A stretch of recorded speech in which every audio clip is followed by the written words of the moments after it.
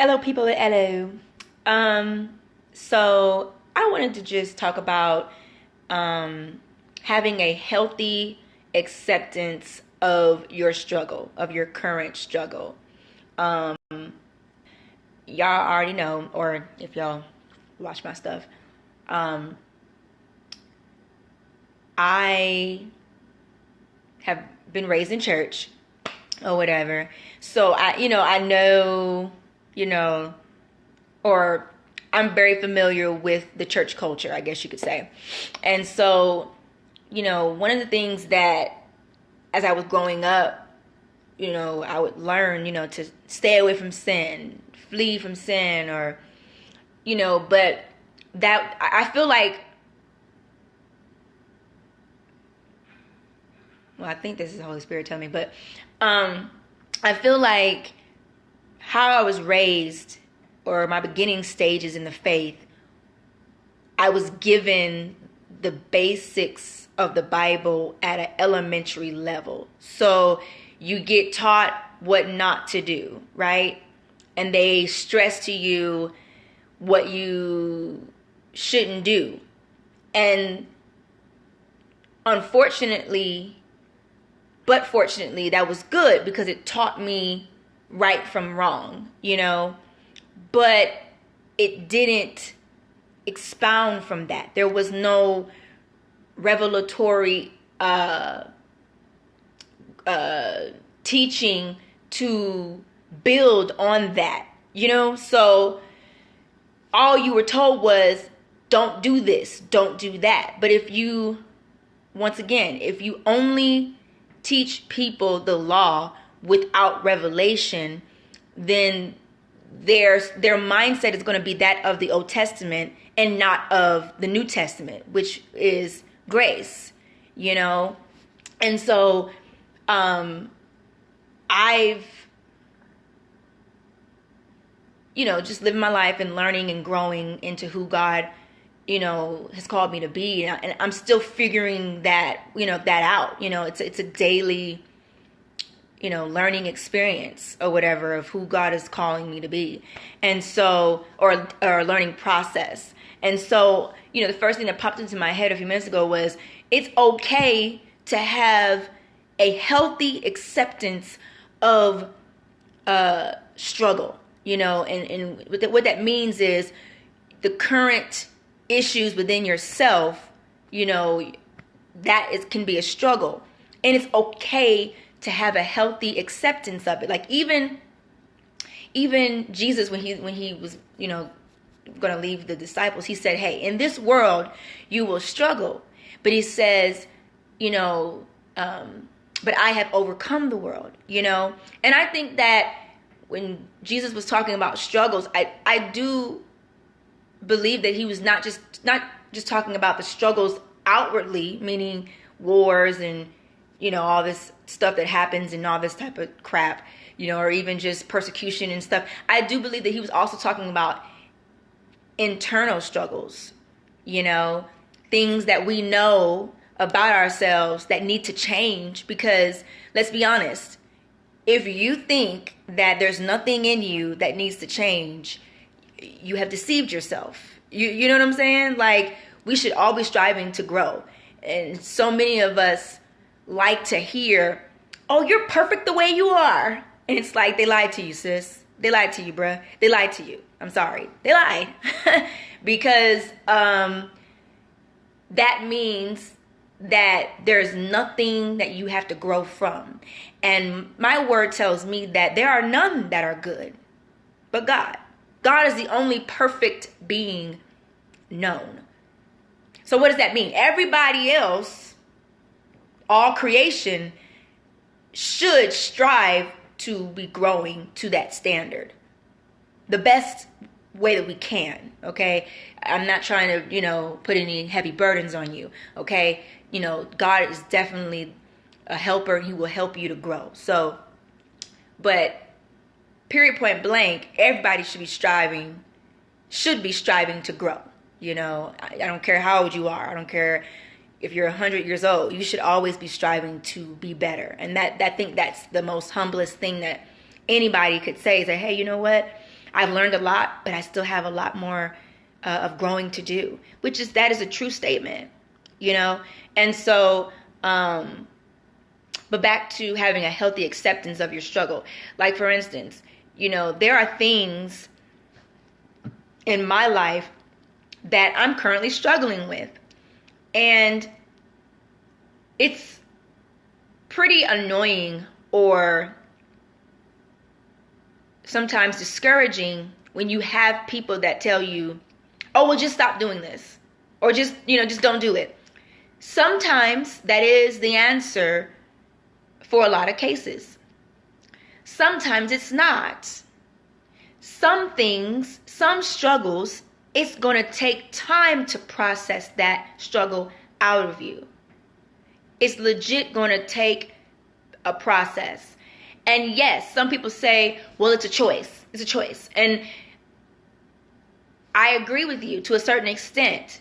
But sometimes in order for that person to make that choice, to go the other direction, it takes a process to humble them to that choice, to say, okay, I'm finally done with doing it this way.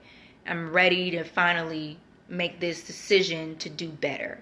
And I think that's the part that we leave out, you know, in that growth process, is we don't. And see, the great thing about God is he gives us, you know, his mercy is great and his grace is great. And he gives us that mercy, that time period, that process. Because guess what? God knows our past, present, and future. Okay? He knows who is going to humble themselves to a certain struggle and who's not, or whatever. He knows. And see, God will give his children and his creation that time to humble themselves, to finally come to a place where they say, you know what, I'm done with that. For me, it took me time to stop, you know, wanting to do things with women. You know what I'm saying? It took me time to not want to go to the club. And let me just correct this. Going to the club is not a sin. It's what's in your heart and why you're going to the club. It's very complicated. It's why are you there?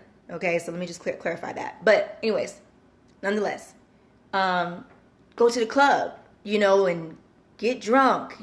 And, you know, it took me time to get out of those ways. It took me time to understand that I need to be tactful with my words. Like, I can't just say the first, and I'm still learning that, y'all. It took me time to, you know, grow and humble myself to where I probably shouldn't say it this way. Probably should say it this way. Like, it took me time to learn that tactfulness isn't being fake. It's actually using wisdom to effectively use your words so that they can be powerful and effective. You know, you're still being truthful, because I associated, well, that's just who I am. I'm blunt. And it's just who I am. But truth without wisdom and how you do it is ignorance. Okay? So I've learned, like, God has taught me that, hey, it's good to be tactful with your words. And he used my mom to teach me. It's good to be tactful with your words so that people can hear you when you speak. You know, they're not going to listen to you if you're not tactful, because your words have no power.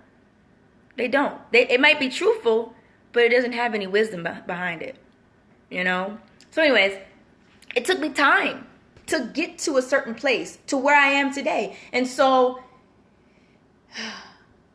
I'm not telling anybody to, you know, accept that they smoke weed, or accept, meaning give up on themselves, okay? Because sometimes when people hear accept, they don't understand the revelatory wisdom of acceptance. So when God says for us to accept one another as God has accepted us, God's not saying, yeah, I want you to stay how you are. No. when he says, accept one another how I have accepted you, he's saying that, look, I know that my creation is going to mess up. I know that they're going to make mistakes. Their nature is to not be good. I've accepted that about them. This is why I sent an answer to them named Jesus, because I know my people. I know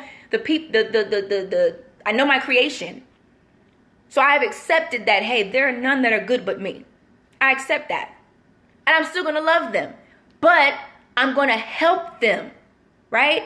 So that's what God means. Like, so, you know, and the same thing with what I'm saying about accepting your struggle. Like, accept the fact that where you currently are struggling with, it may take you some time to finally get done with it. That doesn't mean for you to just stay put and don't do nothing and, you know, don't keep putting one foot in front of the other. No. But I do want to encourage you to have a healthy acceptance of your struggle. Some people may not understand this because we're a very black and white type of people. And sometimes we forget that God does operate in the gray area. We think God is black and white. No, God is colorful. He's a very colorful God. He operates in all colors, okay? He operates in everything. He uses everything, you know?